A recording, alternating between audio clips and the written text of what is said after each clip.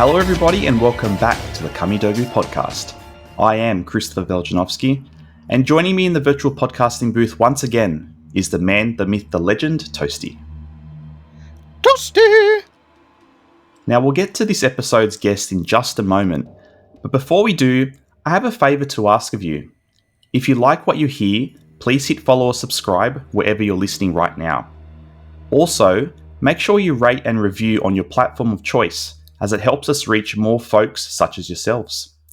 The bigger the audience we can muster, the more quality content we can provide to you in the future.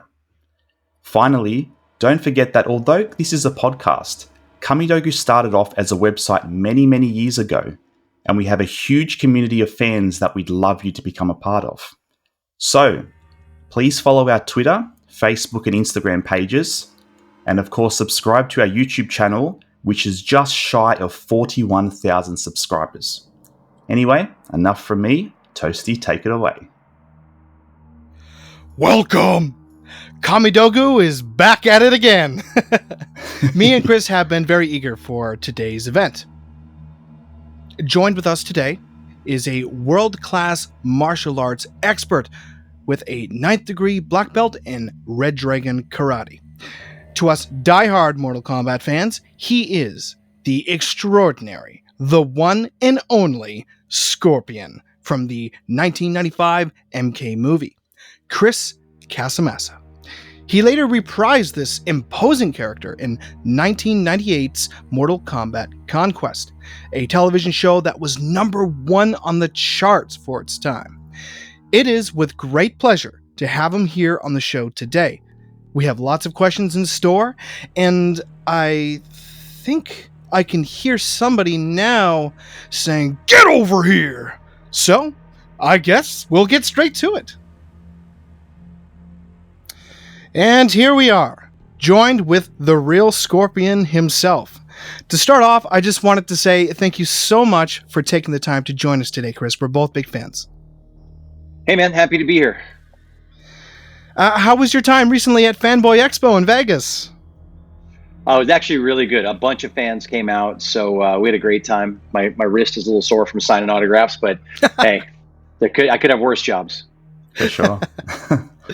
So, I understand you were actually picked as Scorpion basically by accident on the 95 film. Could you tell our audiences a bit more about that? And also, did they automatically offer you the role of Scorpion for Conquest, or did you have to audition again? All right, well, you got two good questions there, and here we go. So, yes, I technically got the Scorpion role in the 95 film by accident. I had done some other movies leading up to that. When I was younger, one a goal of mine was I wanted to be in action films and martial arts films. Like Bruce Lee was an early hero of mine. I'm like, if he can do it, I can do it. And so I had done some smaller roles and smaller parts. And my agent called and say, hey, they're auditioning background fighters for this movie based on a video game. That's all I knew. Didn't know what video game it was. But they need background fighters. They need people with martial arts experience. So I go, okay, great. I go to the studio where they're having the auditions, and there's probably 50, 60 guys there, super talented. A lot of them I knew from the local competition circuit and things like that. So they were bringing in real martial artists, and they were having us basically what they said was do your best stuff. Well, at that time, fortunately, I was one of the top competitors in the world, and because I was on the pro tour, the competition tour, and they had it set up like kind of like a tournament. They had a big performance area, and they had 3 people sitting in chairs. I think they were casting and producers. So to me, it looked just like a martial arts tournament. I was in my element. But there was also some super talented people there, and I was like, I want to do something that stands out. You know, this is a bigger budget film. I've never worked on anything like this. So, you know, and then when they brought us all in, they said, listen, we just want to let you know all the roles are cast. We need background fighting. And, you know, at that time, though, we knew it was for Mortal Kombat, which is cool. I was a huge fan of the game. And all the roles are filled. We just need background fighters for a few different scenes. I'm like, great. But I still wanted to be in it because I wanted to be part of a major Hollywood production. Yeah. So I'm doing my thing. And the 3 guys that were sitting in chairs, like judges at a tournament, at that time, I'm like, you know what? I'm pretty sure I can clear these guys. So I was doing my routine, doing some martial arts, and I ran right at them and did a jumping sidekick over the top of them. And I remember like in slow motion, them going like this. looking up, boom, and they watched me land on the other side of them because they were sitting in chairs, so they're only maybe 3 feet high. And then I did some moves and I did a dive roll back over them and I finished. So I get home that night, my phone rings, and they go, "Hey, we want you to come back tomorrow." And I'm like, "Wow, okay, it's hard to get in for a background fighter."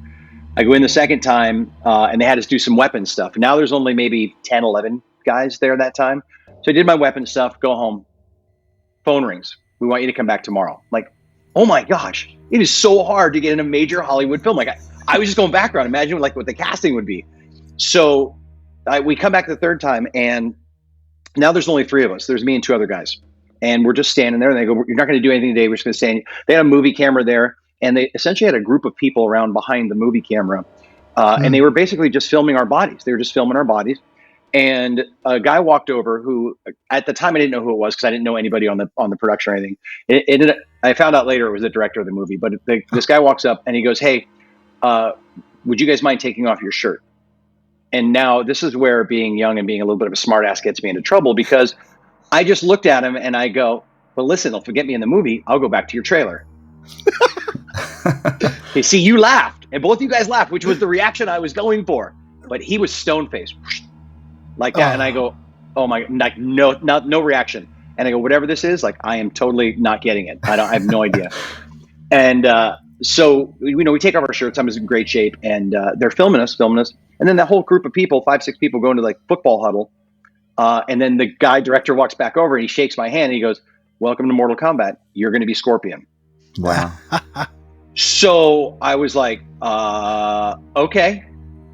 And then it didn't hit me until I went to walk out the door. I put my hand on the doorknob and turned the door, and this big ear-to-ear grin just went. I was like the Joker is what I look like, actually. Naturally. Like, so hard. So I got home and I called my mom. I'm like, Mom, guess what? I'm going to be Scorpion. And my mom goes, "That's great, honey. What's a scorpion?" She had no idea, like the video game or anything. So that's actually how I ended up doing it. And Larry Kasanoff, the producer, took a big chance on me. I was essentially an unknown at that time, and it paid off. Yeah. And then for your other question about Conquest, they actually made me audition. I had to audition for Conquest, and it was my joke with Larry. I'm like, "Really? Like what I did on film wasn't good enough for you?" He's like, "Oh, we have to do it for because it was TV, because the network people had to see me and the whole thing." So right. And he goes, you're not gonna have your mask on. You get to be you, and you get to be this character, and we'll evolve it into Scorpion. He goes, "They got to just make sure that you can act and do all that and blah blah blah." So fortunately, I only needed one audition with that, and then he called me. He goes, "Yeah, you got it. Don't worry about it." Brilliant. Nice. Yeah. So it seems like the mask that you wore in Conquest was a lot bulkier than the 95 film. However, towards the end of the show, its design changed quite a bit. So did you have any influence on this change? And which of the masks did you actually prefer? I preferred my original movie mask, which is what I was lobbying for during the first 4 or 5 episodes. I'm like, this thing is like, it was like a football. Yeah. Like, come on. And like, no. And then we were having battles because I would be pulling it down. Like they wanted it up here. So like, it was like this high at one point. And I'm like, God. You can't even see my eyes. So I would pull it down, and I'd have it like at the very, very tip of my nose, like right here. And then the costume person would come back and pull it up, and then we'd turn around and walk away, and I'd pull it back down. And then the director would go, "Action." And I would do my stuff. I'm like, "Why you keep pulling your mask down?" I'm like, "I can't even see. Like as soon as I move, it goes up over my eyes." So then they changed it. They went back to the warehouse and got my original one, and then it was much easier. Oh, perfect. You've said before that you have a ton of stories from your time working on Mortal Kombat Conquest. This is my absolute favorite show in existence. Could you tell us a few stories from this show or a couple fond memories you have? Well, the whole thing was a fond memory. It was a great time. I got to live in Orlando, Florida, while we were doing that show, and which is a great part of the U.S. It's the home of Disney World, so there's a lot of good times going on there. But the on-set stuff, I mean, it was great. Listen, we had J.J. Perry, who just a good friend of mine. He was the best man at my wedding, actually. Sub-Zero. He just directed. He played Sub-Zero. But we were really good friends. We met on another show on WMAC Masters. And now he just finished directing a movie with Jamie Foxx. Like he's going to blow up. JJ's going to blow up as a director. And that movie comes out, I think, August 12th on Netflix. It's going to be awesome. Sweet. So I'm giving JJ a shameless plug for his movie. But yeah, with him, Daniel Bernhardt, who I had not previously met, but got to meet, and what a great guy, and just another super talented guy. And that's why, I talk about Larry Kasanoff all the time. I give him a lot of credit because and most people don't know this, but when Mortal Kombat came out, it had very low expectations, box office and industry wide, because previously to that, two other video game franchises came out with movies and they tanked, right? Street Fighter and Double Dragon, and even Mario Brothers. All three of those came out before Mortal Kombat, but they all did horrible at the box office, and they had very low expectations. But Larry very smartly goes, I want real martial artists. I want the best people I can get for the roles that I can get. And I want it to be as authentic to the game as possible. Now, for me, when I got Scorpion, like my two favorite characters, and I told you in the beginning, I was a huge fan of the game. My two favorite characters were Raiden and Scorpion in that order. Nowadays, it's Scorpion and then Raiden. But I love those two characters. So when I got that part, like I really wanted to be as authentic to the game at that time that I could be when I was doing the moves and techniques and putting the fight scenes together. So, they have the ability to do that. And then to get to do it again in the TV show where we had even more flexibility and more time to shoot these episodes. We're doing episode of putting these fight scenes together. It just made a really fun experience. Yeah. So speaking of the many episodes that you were in, of all the fight scenes that you performed, which was your favorite, and were there any that were a little more difficult than others to pull off? Well, listen, the Scorpion Sub-Zero one was the one that I was most excited about, because the fan stuff at that time was you've got to fight Sub-Zero. And even from the movie, like, we wanted to see those guys fight. So when we started shooting the TV show, that we had that discussion early on. And that's why they planted that episode about the halfway through the first season, because they really wanted people to build up to it and be like, here it comes. And then JJ was Sub-Zero. So it was awesome because we got to work. I mean, we spent a good month putting those fight scenes together and working, the script. And so it made that flow well. And the other cool part of that was Scorpion had a girlfriend. Yeah, Perone. Many people didn't know. Yeah, that's right. I'm like, see, I still get to be the ladies' man, even though I'm dead. Exactly. During your scenes in the show, did you in fact have any creative input towards your character? For example, Jeffrey Meek told us that he was allowed to have some free roam. He was even involved in the choreography, appearance, and even dialogue. Yeah, 100%. Because, and listen, and Larry will tell you this, he's like, I hired Chris because of what he can do. So I'm going to let him do what he can do. That's why I brought him on board. But our fight coordinator and stunt coordinator, Pat Johnson, who is a legend in the industry, he did all the Teenage Mutant Ninja Turtle films, all the Karate Kid films, Batman. He's done so much, and he was the stunt fight coordinator on the show. But his method is great because he knows that he's got talent. So he's like, you guys put the fight scene together, bring it to me. He looks at it because he knows the camera angles and all that. And then he's like, all right, I want you to change this. And then, of course, the script dictates who's going to win, who's going to lose, how it's going to play out. So he kind of takes the talent that he has, lets them do their thing, and then molds it so it works on camera and on screen. And it's great because you feel good because you really feel part of the creative process. I mean, imagine if I had a certain style that I did, but the stunt coordinator had a completely different style and he wanted me to do that. Well, it's not going to come across as well because that's not my strength. So that's what makes Pat really great with the way he choreographs the fight scenes and the stunts. Yeah. Yeah, do you keep in touch? We've seen that you keep in touch with a lot of the original actors from the games, but do you keep in touch with any of the cast from the movie or the TV show? I do. Like I said, JJ was the best man at my wedding, so I definitely keep in touch with him.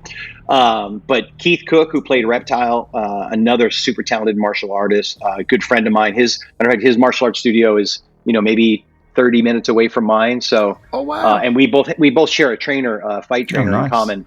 So him and Lyndon Ashby, who's like super busy, but he and I chat once in a while. He was great too. And this is the other thing, Lyndon, I don't think gets enough credit because for 90% of what you see in that movie, that's Lyndon. He really wanted it to be authentic. And he actually not only took a crash course prior to filming, but after we were done, when we wrapped, he was my student for almost 2 years. Like he trained with me 2-3 times a week. He was so into it, and we got to be really good friends. So it was really cool. That's incredible. You've mentioned before, Chris, that during your time being the stunt double for George Clooney's Batman in Batman Robin, that they unfortunately cut out tons of amazing fight scene footage that left you disappointed. Were there any particular scenes from the Conquest show or the 95 film that didn't pull through that you had filmed? No, especially in the Conquest series, like they left everything in. It was great. They didn't take anything out. So that's why I said I had such a blast on that show, and it would be great to bring something like that back. But no, we had a good time in the film though. And I don't know if you guys know this story, but the fight scene between Lyndon and I, between Johnny Cage and Scorpion, almost didn't happen. We were in Thailand filming the exterior shots that you see, the first part where Scorpion and Johnny Cage meet in that forest. That's a rubber tree plantation. But what happened, as most Hollywood films happen with, and that is scheduling. They run over schedule and over time because the way the shots are set up, or the weather, like it would rain and then be sunny, rain and be sunny. So it came down to, I was there for 3 weeks. We rehearsed every single day. On the last day, my flight was scheduled to leave the next day. They finally go, we're going to film today. Well, of course, the way a film production goes, you don't get through. All we got through in that whole first part was the part where all the way up through where Lyndon comes and runs at me, and he jumps before you see the screen fade away. But what you don't know is, in the original cut of that film, when he ran at me and jumped, he hit me with a kick, and I was supposedly dead. And they go, that's all we can do. It's all we have time for. And I talked to the director, and I talked to Larry, the producer, and I go, listen, Lyndon and I have been working on this for weeks. We have an epic fight scene that is going to rock. We have to be able to shoot it. And we just ran out of time. Everyone's going home tomorrow. It'll be fine. And I go, okay. So here's why I'm so happy to do interviews like this and to go to these Comic-Cons, because of the fans. So when movies come out, before they come out, they go to test screenings. Well, when they did the test screening for Mortal Kombat and it came to that part, Larry Kasanoff called me on the phone and he goes, Chris, when Lyndon kicks you and you die, the people in the test screening audience stood up, threw their popcorn at the screen, and walked out. And they said, there's no way that Johnny Cage would ever beat Scorpion like that. That's the loyalty to the game and to the characters and stuff. He goes, Chris, it didn't happen once. It happened at 3 separate test screenings with 3 different audiences. And I was on the phone with them and I go, I told you. And so now we're back in LA. So now they have to, that set that you see where Lyndon and I fight, that's a real set. They built that. This was way before all the computer animation that you see today and all that. So in an airport hangar in Santa Monica, they built an entire 20,000 square foot Scorpion's lair, which was awesome. I wish I still had some of that. That would be cool. And we were really fighting up on a 20-foot high platform that is no wider than a kitchen table. We were up there. We were really doing it. And we were in there for 3 weeks filming that fight scene. But that only happened because of the fans, which is why I'm so appreciative of all the fans of Mortal Kombat. All this time, people go, aren't you tired of doing it? I'm like, no, man, I love it. It happened. And that movie crushed when it came out the box office. I was talking about that earlier. We were the first video game franchise to not only be successful at the box office, but we were #1 for 6 weeks in a row. Plus we had the #1 soundtrack. When the TV show came out, it was also #1 in its time slot. And it's the only video game that I know of that ever became a Broadway show. We performed the live action tour at Madison Square Garden in New York. And that's all because of the fans and the loyalty of the people of the game and the characters. I mean, it's hard to imagine the movie without that scene. It's so iconic now. Oh, I'm so glad that you pushed for it. So that's fantastic. With Mortal Kombat being #1 across so many facets, how did you react when Conquest was unexpectedly cancelled after 1 season? Yeah, listen, we were all really bummed out about that. We had a whole second season, they had it written. It was going to be even better than the first season. But listen, that's the politics that happens behind the scenes of stuff that I'm not really privy to. But I knew there was a conflict between the TV rights, the movie rights, the game rights, the powers that are way above my pay grade. We're all kind of battling over who got what piece of the pie. So because they couldn't agree, it went away, which was unfortunate. But did you stuff like that happens all the time? Yeah. Did you hear of anything of Scorpion for season 2? Of course. Yeah. Did you? Am I going to tell you about it? No. No. Just in case, I can't. That's fair enough. But I was going to have I think I was in the first 13 episodes. I would think I was in 4 or 5 of them. But I was going to be in almost all of them in the second season. You didn't marry your girlfriend or anything? No. Well, Sub-Zero kills her, right? So yeah. Well, if you're both dead, then Yeah. Well, the good thing about me is I get to keep coming back to life. Yeah. I'm an undead evil specter. So true. So when you spoke of the 95 film and how the fight scene originally ended with Johnny Cage doing the shadow kick, was this original version at least rather graphic? How exactly did that scene play out? No, it wasn't. Listen, when that movie came out, it was PG. They were trying to reach a very wide audience. Like the new one that just came out had an R rating, right? Because they really wanted to go with the blood and guts from the game and stuff, which was, a cool concept behind that. But we were trying to reach a very mainstream audience. And the kids, listen, look, we're all grown up now, but we were all kids back then. So we wanted all the kids to go see this Mortal Kombat movie. And listen, didn't they have a congressional hearings about Mortal Kombat and the blood and the violence in the game? So we were trying to keep it as PC as possible at that time, so we didn't run into any conflict from the government. Okay. So you mentioned in other interviews previously that you've done some motion capture work for the animated series of Scorpion. Tell us a bit more about this experience and what exactly it was. Well, mocap's kind of cool, especially with the technology that they have, because you get to see yourself in real time. Like they have these big screens in the building. So I'm in the mocap suit and I do these moves and you see the character move with you, which is really cool. It gets to be distracting. Sometimes they have to turn it off because you're watching yourself up on the wall while you're trying to do this stuff. It's like, look at the guy you're fighting. So yeah, that was a very early version of the web series, the animated web series that they did. Okay. And then we did a movie called I did mocap for another movie that Larry produced called Food Fight, which was another awesome concept and just didn't take off for whatever reason. But Food Fight is about all the items in a grocery store. At night, they all come to life and they have their own kind of little ecosystem and they have their own little battles and stuff. So it was a fun little project to be involved with.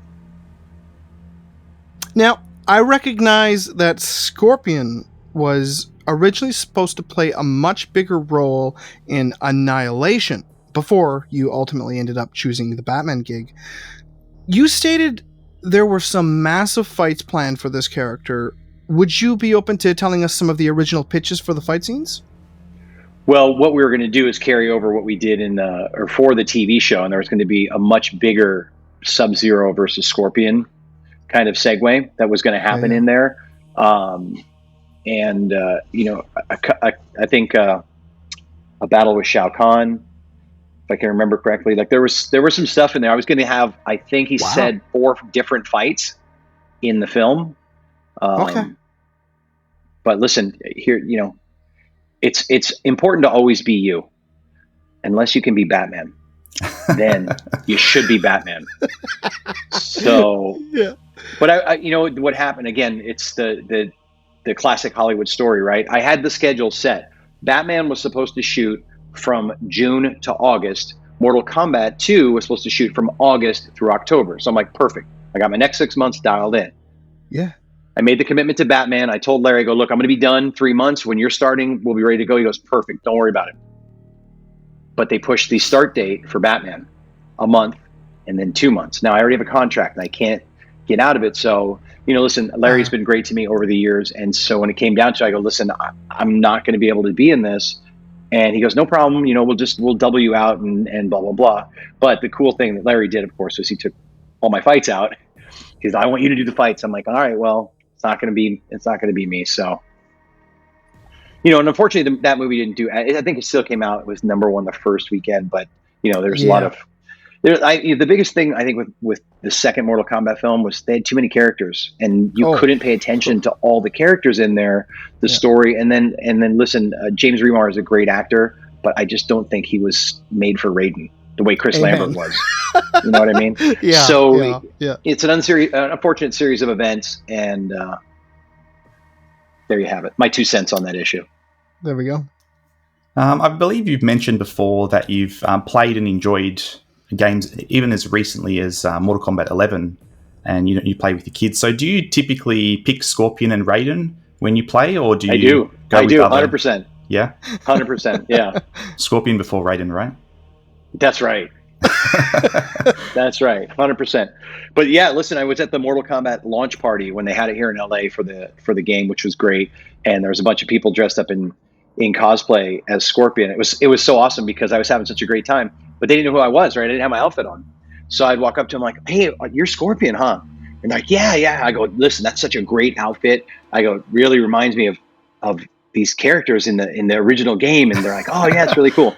But one girl who's dressed up as a female Scorpion, she actually recognized me. She goes, I know who you are. So it was great. So I had a lot of fun at the MK11 launch party. The other part of it is, like, my son now is so good. Like, when he was younger, I could crush him at the video games. Like, I can barely get 1 or 2 hits in on him now, and he just dominates me. The kids today are so good at this gaming. Like, I can't move my fingers that fast. But I think you said your son wants to be an esports commentator or something. I don't know if he's going to be a commentator or a player. Like, he's really good. He's really good at those. I'm trying to get him to enter some tournaments, and I want to test him out against, other good players across the country. So we'll see. Yeah. You were meant to reprise the role of your famous combatant for the 3rd Mortal Kombat film, and you claim Scorpion was, quote, very, very angry, unquote. I understand. I understand Hurricane Katrina also set you guys back, amongst other things. What were your thoughts when you found out they officially canceled this film? Do you think there's still a chance all these years later that they could pull something from that story and bring it to life? There's a chance they can pull something from that story and bring it to life, 100%. That film, though, will probably never get made, just because, listen, Midway declared bankruptcy. Warner Brothers bought the rights. They had a battle with Threshold Entertainment. It was a whole lawsuit versus this, lawsuit versus that. So that part of Mortal Kombat is never probably going to happen ever again. What we're trying to do now is create a Mortal Kombat multiverse, in much the way Marvel is doing with Doctor Strange and Spider-Man and all that. And a lot of the fans are really taking to it, and they're starting to lobby Warner Brothers, because if that happens, then I'll be back. Yeah. But if they continue it the way it is currently, like, unfortunately, I won't be part of that franchise. As much as I would love to, like, I just go and give people coffee on the set. Like, I just still like to be part of it. I'm a fan of the franchise. But as Scorpion, I don't know that I'll do that unless they do a multiverse, which would be awesome. I think that it would go over really well. And they could bring in elements from the game as well as the previous movie. So there's a lot of material there. If Warner Brothers is listening, do the multiverse. Yeah. That's the hashtag. When I talk to people now, I'm like, do the hashtag, bring back OG Scorp. Well, heck, you said on your Instagram that I think you said it was happening. Did you not?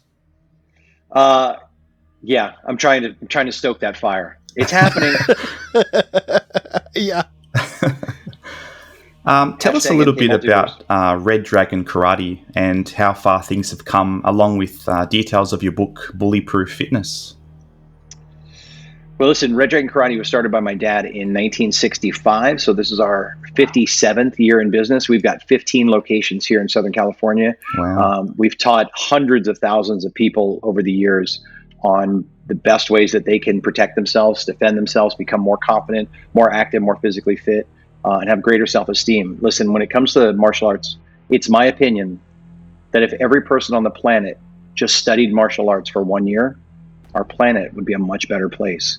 Just because of what you learn, the discipline, the self-respect, the self-awareness. And, I could be on a soapbox for an hour here, but especially with girls, right, and women. Like, there's so many bad dudes out in the world today. According to the FBI here in the United States, 1 out of every 3 girls, one out of every 3 females is attacked or sexually assaulted in their life. Wow. Do you know what that stat is for guys? For guys, it's 1 in 100. So, like, when I do any interview and people ask me about it, I'm like, listen, if you have a girl, it is in your best interest to get them in the martial arts. Like, it's not even an option. Like, the same way you would do swimming, right? Your kids have to learn how to swim, because if they ever get thrown in the water, they will drown if they don't. Well, your kids should learn martial arts, because at some point in their life, they're going to be attacked or confronted or made to be made afraid of something. And if they don't have the tools and the skill set to know how to protect themselves mentally and physically, like, they're going to drown in life as well. And we don't want that to happen. And that's kind of why I'm out doing, and that leads into the book, right? So I wrote 2 #1 best-selling books, Bullyproof Fitness and Bullyproof Life, and they're designed for kids and their parents to help them if they're getting bullied, right? The books are available on Amazon. You can get them all around the world. But my goal, part of my mission and passion and purpose nowadays, is I'm trying to help 1 million kids go through our Bullyproof program so that they become Bullyproof certified and they know how to stand up for themselves. And it's not the old just punch the bully in the face like 1950s thing. That actually doesn't work. And it's the thing that we tell them immediately: don't ever do that unless you've training like me, where I've trained my entire life. Like, don't do that. There are so many other tools and resources and things you can do. If somebody comes up to you, or they confront you, or they're saying something to you that you don't like, the verbal self-defense that you learn in our bullyproof program is just as valuable as the physical self-defense that they learn. And that's why I wrote the books, because it's going to be difficult for me to get to 1 million people, but my books can go out everywhere and they can do it. And I even have a free app, like in the App Store and the Google or in the iTunes and Google Play Store. It's absolutely free. I'm not selling anybody anything, but it's a resource for kids. They can watch videos and do trainings with me. There are PDF downloads that parents can look at. So like, if my kid's being bullied, what do I say to them? What do I do? There's resources for school teachers and administrators that are like, okay, this is happening in my school. I don't know how to deal with it. And then I go around to public schools all over the world and I do this demonstration. I've taught, or at this point, 64,000 kids have gone through our bullyproof certified program. But I'm trying to get to 1 million. So when we do interviews and I do the plug, I'm just letting people know and make them aware about it. And I'll get off my soapbox on that one for now. Oh, very nice. And I find, folks like yourself incredibly inspirational, because I think everyone goes through bullying at some point in their lives. And I certainly did early on. And in the sort of around the year 2000, I started Taekwondo for that reason. And I earned a black belt. And then I ended up leaving because, life gets busy. And only recently, 20 years later, I've actually taken up karate now. So, people like you just know that you do inspire loads of people when you go out there and do interviews and put yourself out there. So I thank you for that. Yeah. Right on, man. Well, I'm happy to hear that. That's awesome. And welcome back to the arts. Thank you. Okay, Chris, so we're now going to jump into our last segment of the show, and it is called Final Round. So what we're going to do during this final round is we're going to ask you some quick questions, try to get to know you a little more. So the first question being, what are some of your secret talents? I'm actually a really good snowboarder and skimboarder. Oh, wow. Look at that. What would you say was your most unusual fan encounter? I got asked to sign a breast. Oh, no way. Did you do it, Chris? Listen, I'm here for the fans. I'm a giver. And if that's what they want, I'm your guy. Love it. Love it. Here's an interesting one. If you were granted 3 wishes, what would they be? Can I wish for 3 more wishes? Well, listen, I'm going to go with the standard. World peace would be great. An end to hunger and famine and homelessness across the world would be awesome. And my 3rd wish would be Mortal Kombat multiverse. Let's go. Come on. Oh, it's got to happen. Since I've covered the planet, I'm going to do one for me. Who's your favorite Star Wars character? Ooh. I'm going to go... that's a good one. I mean, the easy one's Obi-Wan. But I like Ewan McGregor's Obi-Wan. But I'm going to tell you... and this might shock people, and it's not Jar Jar Binks, I can tell you that. Okay. I kind of liked Rey from the last series. Okay. I thought she did a really good job. Daisy Ridley was great. Daisy Ridley. Is it? Yeah. Is it true that you're trying to get into The Mandalorian? Is this true? It is true. Yes. Wow. Yes. I've had a couple friends work on it, so I'm trying to work more. I love that show. Oh, it's fantastic. Fantastic. Yeah. Chris, and Moon Knight's pretty good. Have you guys been watching Moon Knight? Yeah. Have you been watching the new Moon Knight series? Yeah, that's pretty good too. And that's written by Jeremy Slater, who's actually writing the next Mortal Kombat movie. Oh my God, I gotta have my agent call him. Chris, what was your very first job? Making pizzas at a local pizza place. Oh, nice. Oh, okay. Yes, I lasted almost 2 weeks there. Almost 2 weeks. I got fired for putting too much cheese on the pizzas. Oh, really? What? Are you serious? Yeah. Well, listen, I'm Italian, so I'm making the pizzas. I'm like, hey, I'm no. Throw it, and the guy who owns the restaurant's like, 4 ounces, only 4 ounces. I'm like, nobody wants 4 ounces of pizza on their cheese. I'm 17. Like, what do I know about business? And he's like, I need 4. And so I like, okay, well, you can't work here anymore. Well, all the nonnas of the world, they don't measure. They just, pinch of this, a bit of that, Yeah. What is the best piece of advice you've ever been given? Well, my dad's given me a ton of great advice over the years. The best piece of advice for the movie and TV industry that I was ever given was given to me very, very early in my career by Pat Johnson. And he goes, Chris, I want to tell you something. They can take a great actor and make them look like an amazing martial artist, but they can't take an amazing martial artist and make him look like a great actor. So take acting lessons. So when he gave me that advice, I took it to heart, and of course I did it and took acting lessons and classes for years and years, and it really helped out. It really paid off. And it was, listen, my martial arts ability is one of those things that set me apart from other people, but having the ability to act and do that as well also got me in some doors, and then my talent just kicked the rest of the door open. So it was great advice that served me well over the years. Very nice. What is your guilty pleasure? Peanut butter. Oh, nice. And finally, what is the funniest thing that has ever happened to you? This seems to stump a lot of folks. Funniest? Yeah, that's going to stump me, because the funniest thing that's ever happened to me.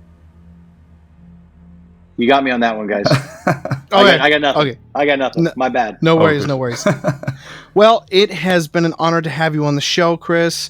It's been a lot of fun, and we're excited to see where your career will take you from here. For the people listening to our feature today, where can fans find you on social media, and is there anything at all that you'd like to give a plug? Yeah, pick up any one of my books on Amazon, of course. Bullyproof Life or Bullyproof Fitness. Download the free Bullyproof app. I'm the easiest guy on social media to find, and I'm on all the platforms: Snapchat, Twitter, YouTube, Facebook, LinkedIn, Instagram, TikTok. All you got to do is know how to spell my name, and you will find me. Because there are some fake accounts. There's some fan accounts and some fake Chris Casamassa accounts. But just find the right spelling of my name, and you will find me anywhere, and you can reach out to me at any time. Perfect. Good to know.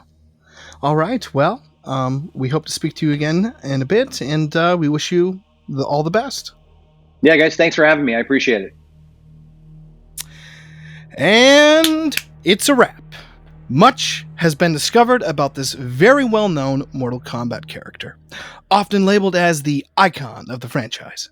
A lot of people around the community absolutely praise Chris for his splendid performance, and it would be one of the greatest things imaginable if Chris were to reprise Scorpion in a future project.